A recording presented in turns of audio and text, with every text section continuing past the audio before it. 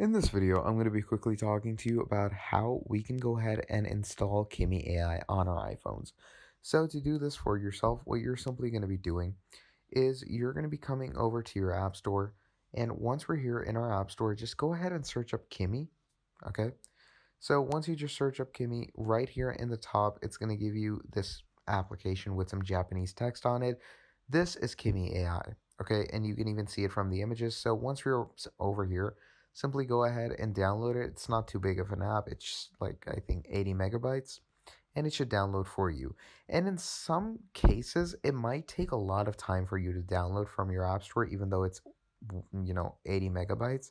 So in the case that does happen, just go ahead and activate an Asian VPN and it should download faster. So that is how you're simply going to be downloading Kimi AI on your iPhone. Thank you for watching this video all the way till the end, and I'll be seeing all of you in the next video. Have a great day. Goodbye.